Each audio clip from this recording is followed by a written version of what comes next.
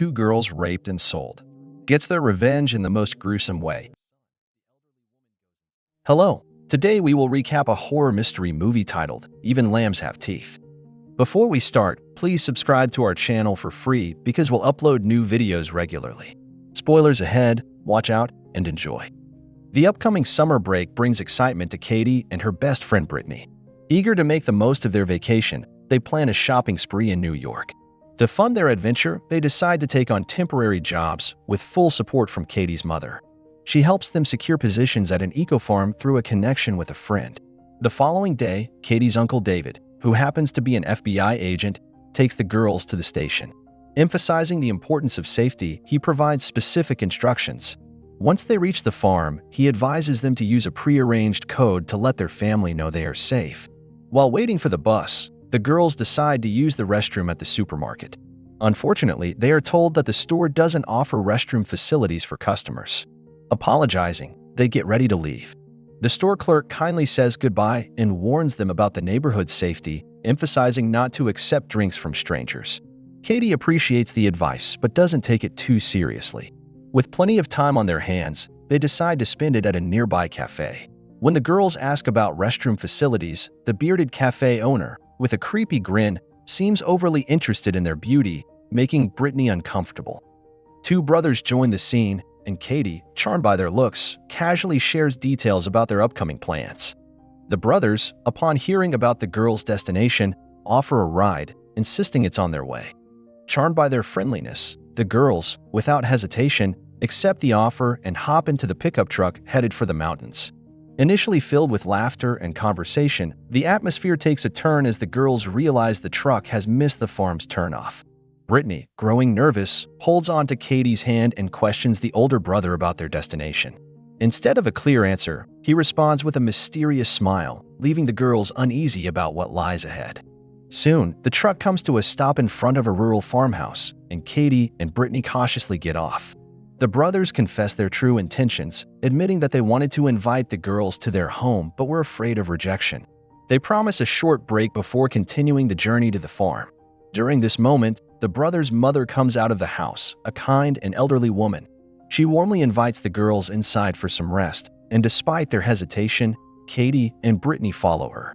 The interior of the house is modestly decorated with a rustic charm, creating a comfortable atmosphere.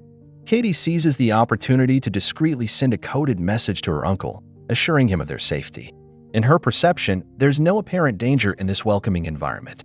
The old lady proves to be friendly and accommodating, treating them to homemade delicacies. Hungry from their journey, the girls eagerly start eating without waiting for a formal invitation.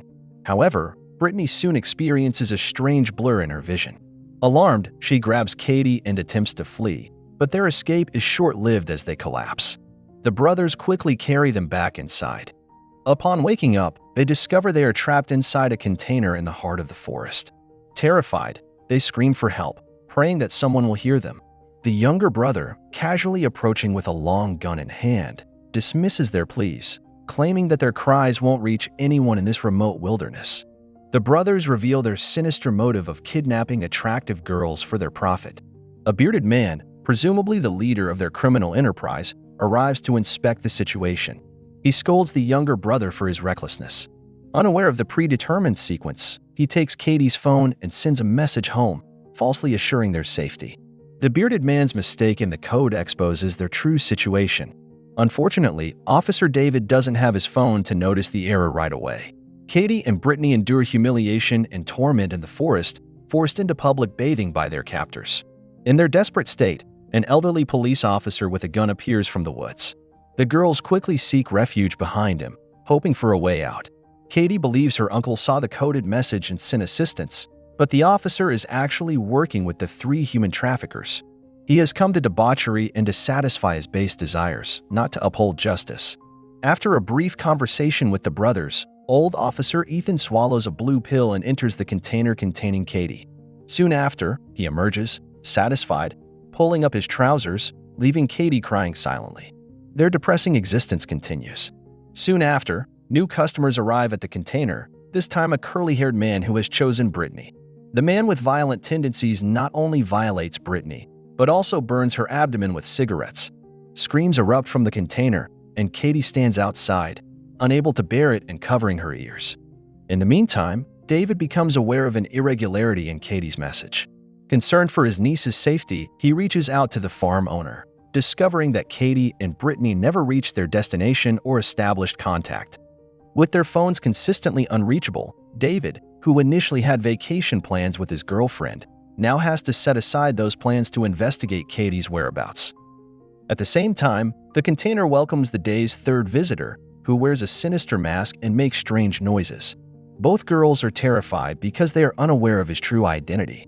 Brittany is ultimately chosen by the masked man.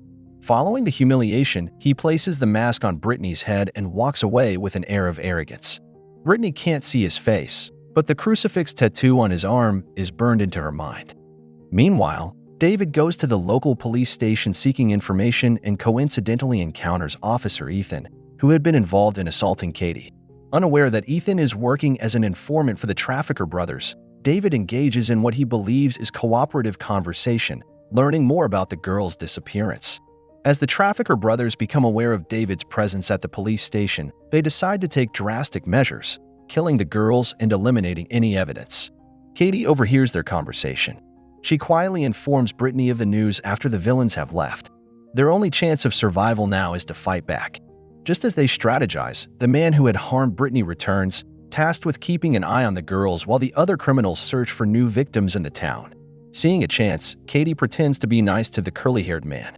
She surprises him by biting his neck, and he dies. They use the keys they find on him to unlock their handcuffs and get free. Soon, Officer Ethan comes to the woods and sees the dead man.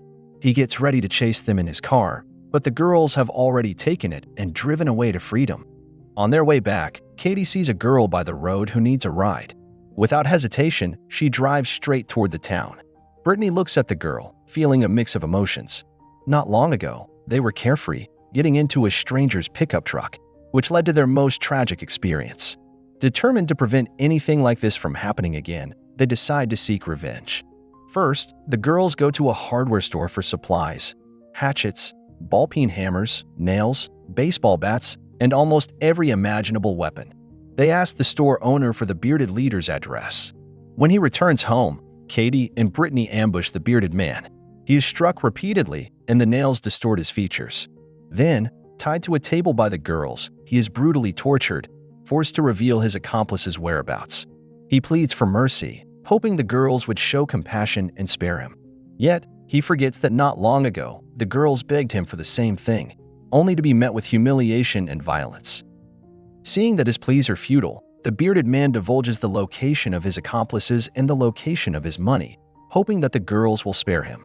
They discover a metal box in the corner of the room that contains not only bundles of cash but also a handgun. Although the bearded man believes he has escaped death, the girls continue to turn their weapons on him. They strike a fatal blow with the nail-studded bat as a team. After murdering the man, Katie and Brittany flee in his car, narrowly missing Uncle David. The vengeful pair then arrives at the church. The priest, it turns out, is the man who tormented Brittany in an animal mask. The priest is visibly shocked when he sees a blood-stained Brittany standing before him. He tries to call for assistance but is unexpectedly knocked out from behind by Katie. The priest is tied to the back of the car and dragged along. They then ignite petrol to burn him alive as he gasps for air.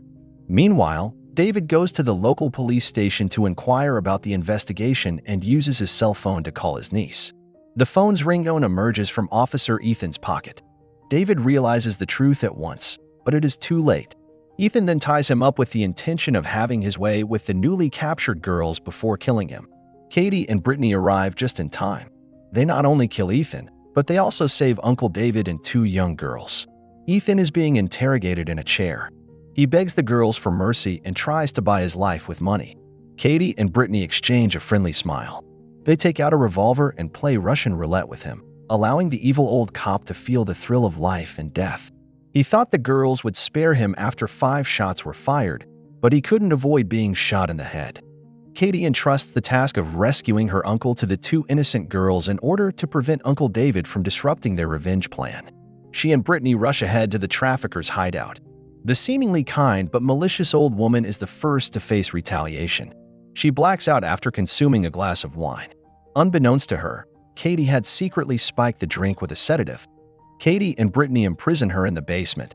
When the elderly woman awakens from her unconsciousness, she finds her younger son bound across from her. She begins to beg for mercy, hoping that the girls will spare her family and promising to turn a new leaf, never committing heinous acts again. Katie is skeptical of her lies. She then murders the elderly lady's younger son in front of her. After losing her son, the elderly woman goes insane. She curses and swears to express her rage, but the more hysterical she becomes, the more the girls enjoy their vengeance. The elderly woman is then pushed into another room.